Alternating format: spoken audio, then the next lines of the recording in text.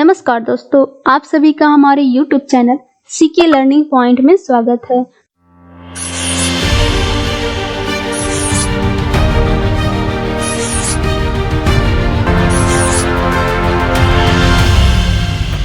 आज का हमारा पहला प्रश्न है, हाल ही में भारत और ऑस्ट्रेलिया के बीच पहली 2+2 मंत्री स्तरीय वार्ता कहां संपन्न हुई है।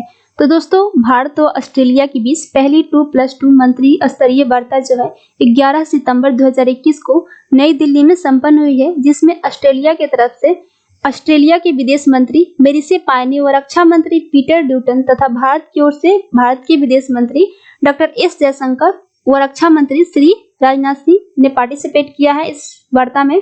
आपको बता दें कि इस वार्ता का उद्देश्य दोनों देशों के बीच यानी ऑस्ट्रेलिया और भारत के बीच रक्षा संबंधों व सामरिक साझेदारी को बढ़ावा देना है।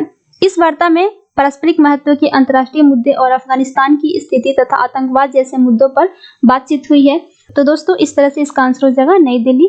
नेक्स्ट क्वेश्चन है हमारा, हाल ही में जापान में वहां के प्रधानमंत्री योशिहिदे सुगा के त्याग पत्र के पश्चात नए प्रधानमंत्री बने फुमियो किशिदा किस पार्टी से हैं। तो दोस्तों, आपको बता दें कि हाल ही में जापान के प्रधानमंत्री योशिहिदे सुगा ने त्याग पत्र दे दिया है और वहां पर फुमियो किशिदा को नया प्रधानमंत्री नियुक्त किया गया है, जो कि लिबरल डेमोक्रेटिक पार्टी के सदस्य हैं। तो इस तरह से इसका आंसर हो जाएगा लिबरल डेमोक्रेटिक पार्टी। तो दोस्तों, लिबरल डेमोक्रेटिक पार्टी की स्थापना कब हुई थी? तो इसकी स्थापना जो है 1955 ईस्वी में की गई थी। अब हम बात कर लेते हैं जापान के बारे में। तो जापान की राजधानी कहाँ है? तो जापान की राजधानी टोक्यो है और यहाँ के प्रधानमंत्री अभी हाल ही नियुक्त हुए हैं, जिनका नाम है फुमियो किशिदा, और यहाँ के सम्राट का नाम है नारुहितो। आपको बता दें कि 32वां ओलंपिक और 16वां पैरालंपिक खेल जो है टोक्यो में आयोजित किया गया था। दोस्तों, जापान को उगते सूरज का देश और 4 बड़े द्वीपों का देश कहा जाता है, क्योंकि यहाँ पर 4 द्वीप होन्शु, होक्काइडो, शिकोऊ तथा क्यूशु द्वीप स्थित है, जिसके कारण इसे 4 बड़े द्वीपों का देश कहा जाता है। तो इस तरह से जापान के बारे में कुछ इंपॉर्टेंट पॉइंट्स के बारे में हमने जाना। चलिए नेक्स्ट क्वेश्चन है, किस देश की यात्रा के दौरान प्रधानमंत्री नरेंद्र मोदी को वहां के राष्ट्रपति के द्वारा 157 प्राचीन भारतीय कलाकृतियां तोहफे में दी गई हैं, जिन्हें चोरी या तस्करी करके वहां ले जाया गया था। तो दोस्तों, हाल ही में प्रधानमंत्री नरेंद्र मोदी के द्वारा अमेरिका की यात्रा की गई है और वहां से लौटते समय यानी प्रधानमंत्री नरेंद्र मोदी जब वहां से लौट रहे थे तो वहां के राष्ट्रपति यानी अमेरिका के राष्ट्रपति जो बाइडेन के द्वारा 157 प्राचीन भारतीय कलाकृतियां जो है उनको तोहफे में दी गई हैं, जिन्हें चोरी या तस्करी करके भारत से अमेरिका ले जाया गया था। तो इस तरह से इस प्रश्न का उत्तर हो जाएगा अमेरिका। प्रधानमंत्री नरेंद्र मोदी जी के द्वारा यह यात्रा जो है 22 सितंबर 2021 को की गई है और अमेरिका में 65 घंटे के प्रवास के दौरान कुल 20 बैठकों में प्रधानमंत्री नरेंद्र मोदी ने पार्टिसिपेट किया है।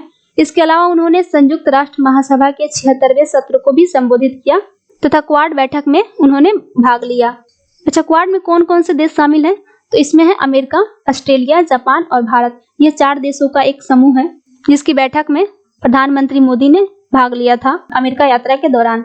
आपको बता दें कि पिछले 2 सालों में मोदी की यह दूसरी बार विदेश यात्रा थी, जबकि 2019 में प्रधानमंत्री नरेंद्र मोदी के द्वारा ब्राजील तथा मार्च 2021 में इन्होंने बांग्लादेश की संक्षिप्त यात्रा की थी। चलिए नेक्स्ट क्वेश्चन है, विश्व के सर्वाधिक प्रभावशाली 100 व्यक्तियों की टाइम पत्रिका की वर्ष 2021 की सूची में कितने भारतीयों को शामिल किया गया है? तो दोस्तों, आपको बता दें कि टाइम पत्रिका जो है अमेरिका की एक पत्रिका है, जो कि प्रत्येक वर्ष विश्व के 100 प्रभावशाली व्यक्तियों की सूची का प्रकाशन करती है और यह जो प्रकाशन है 2004 से इस पत्रिका के द्वारा किया जा रहा है, जिसे हाल ही में 2021 के लिए इसे 15 सितंबर 2021 को जारी किया गया है, जिसमें 3 भारतीयों को शामिल किया गया है। उनका नाम देख लेते हैं क्या क्या है।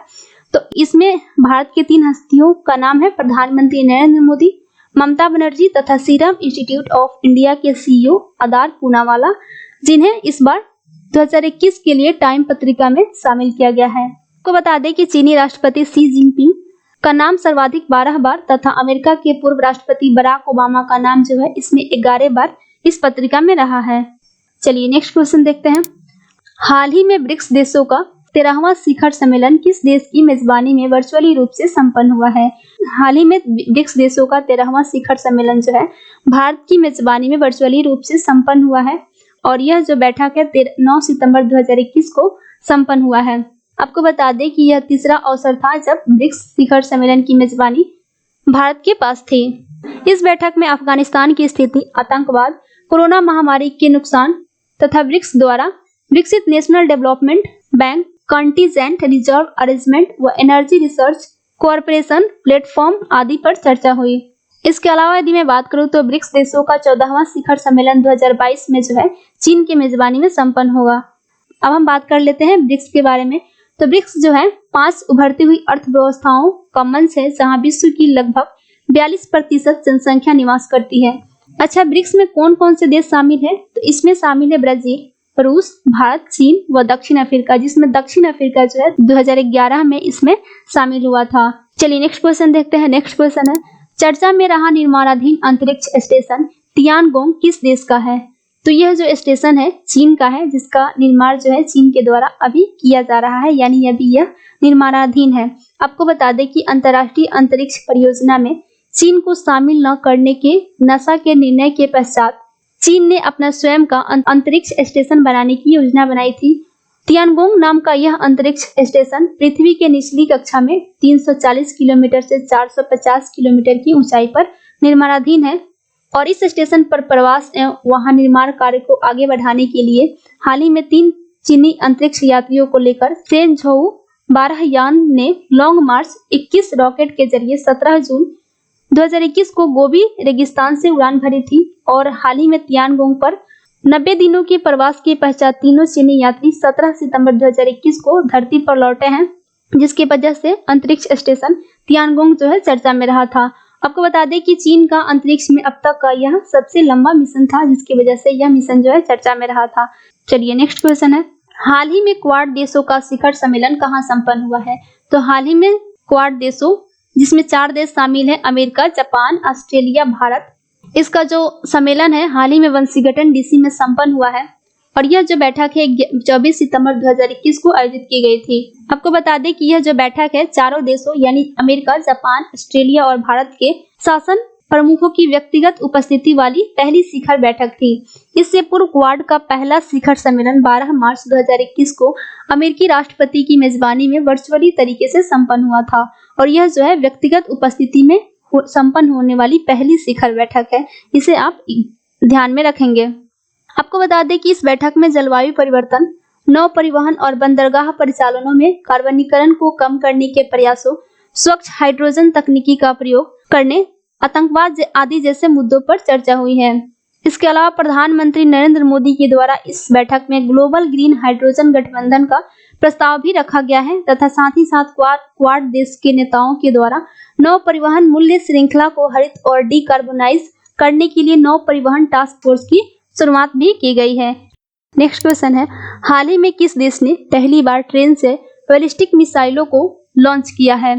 तो ऐसा करने वाला देश है उत्तर कोरिया, जिसने ट्रेन को लॉन्च पैड बनाकर बैलिस्टिक मिसाइलों को लॉन्च किया है। इस मिसाइल के परीक्षण के बाद ऐसा माना जा रहा है कि उत्तर कोरिया जो है घातक हथियारों को विकसित करने की दिशा में तेजी से बढ़ रहा है, जिसके कारण जो उत्तर कोरिया जो है बैलिस्टिक मिसाइलों को परीक्षण करने के पश्चात चर्चा में रहा था। कोरियाई मीडिया रिपोर्ट के अकॉर्डिंग अमेरिका और दक्षिण कोरिया के साथ दुश्मनी के चलते उत्तर कोरिया परमाणु हथियारों के विकास को आवश्यक समझता है। आपको बता दें कि उत्तर कोरिया के परमाणु निशस्त्रीकरण पर अमेरिका के तत्कालीन राष्ट्रपति डोनाल्ड ट्रंप व उत्तर कोरिया के तानाशाह किम जोंग उन के बीच ऐतिहासिक वार्ता जो है 2019 को हनोई में हुई थी, जिसके पश्चात उत्तर कोरिया के शस्त्र विकास कार्यक्रम पर कुछ समय के लिए रोक लगा दिया गया था।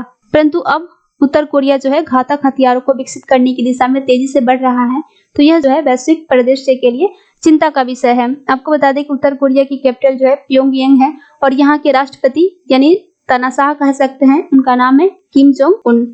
चलिए नेक्स्ट क्वेश्चन देखते हैं। नेक्स्ट क्वेश्चन है और आज की इस वीडियो का सेकंड लास्ट क्वेश्चन है, हाल ही में संघाई सहयोग संगठन के राष्ट्राध्यक्षों की परिषद की 21वीं बैठक 17 सितंबर 2021 को किस देश की मेजबानी में हाइब्रिड तरीके से संपन्न हुआ है? इसका आंसर हो जाएगा ताजिकिस्तान, जिसकी मेजबानी में संघाई सहयोग संगठन के राष्ट्राध्यक्षों की परिषद की 21वीं बैठक जो है 17 सितंबर 2021 को संपन्न हुआ है और यह जो बैठक है ताजिकिस्तान की राजधानी दुशांबे में हाइब्रिड तरीके से संपन्न हुआ है। इस बैठक की अध्यक्षता जो है ताजिकिस्तान के राष्ट्रपति महामहिम इमोमाली रहमोन ने की थी और भारत का इसमें प्रतिनिधित्व विदेश मंत्री एस जयशंकर ने किया, जबकि पीएम मोदी वीडियो लिंक के जरिए इसमें पार्टिसिपेट किए थे। आपको बता दें कि एससीओ क्षेत्र में बढ़ते कट्टरपंथ और उग्रवाद के कारण होने वाली समस्याएं, अफगानिस्तान की समस्या और आतंकवाद जैसी मुद्दों पर इस बैठक में चर्चा हुई। अब बात कर लेते हैं एससीओ के बारे में। तो इसका पूरा नाम होता है संघाई सहयोग संगठन, जिसकी स्थापना जो है 15 जून 2001 में की गई थी और इसका मुख्यालय जो है बीजिंग यानी चीन में स्थित है। और इसमें सदस्य देशों की संख्या है 8। वे देश कौन कौन से हैं? तो वे देश हैं चीन, भारत, कजाकिस्तान, किर्गिस्तान, रूस, ताजिकिस्तान, उज्बेकिस्तान और पाकिस्तान। इस तरह से 8 देश जो हैं वर्तमान में इसके सदस्य हैं। आज के इस वीडियो का लास्ट क्वेश्चन देखते हैं। हाल ही में हिंद प्रशांत क्षेत्र में शक्ति संतुलन हेतु अमेरिका, ब्रिटेन और ऑस्ट्रेलिया के बीच बने त्रिपक्षीय संगठन का नाम क्या दिया गया है? तो हाल ही में हिंद प्रशांत क्षेत्र में शक्ति संतुलन के लिए अमेरिका, ब्रिटेन और ऑस्ट्रेलिया के बीच एक त्रिपक्षीय संगठन बनाया गया है, जिसका नाम दिया गया है ऑकस। इस तरह से इस प्रश्न का उत्तर आप लोग याद रखेंगे, क्योंकि यह जो संगठन है अभी हाल ही में बना है, तो एग्जाम पॉइंट ऑफ व्यू से काफी इंपॉर्टेंट हो जाता है। और इसका निर्माण जो है 15 सितंबर 2021 को की गई है। आपको बता दें कि इस गठबंधन का उद्देश्य जो है अमेरिका, ऑस्ट्रेलिया और ब्रिटेन के रणनीतिक हितों को बढ़ाने के साथ साथ हिंद प्रशांत क्षेत्र में शांति और सुरक्षा को बढ़ावा देते हुए अंतर्राष्ट्रीय कानून आधारित व्यवस्थाओं को बनाए रखना है। तो दोस्तों, आज के इस वीडियो के माध्यम से हमने प्रतियोगिता दर्पण नवंबर मंथ के अंतर्राष्ट्रीय घटनाक्रम वाले चैप्टर से जितने भी इम्पोर्टेंट पॉइंट्स थे, क्वेश्चन के माध्यम से हमने काफी अच्छे से डिस्कस किया। उम्मीद करते हैं कि यह वीडियो आपको पसंद आया होगा। यदि वीडियो पसंद आया होगा तो वीडियो को लाइक, और यदि आप हमारे चैनल पर नए हैं तो चैनल को सब्सक्राइब कर दीजिएगा। चलिए फिर मिलते हैं नेक्स्ट वीडियो में, तब तक के लिए धन्यवाद।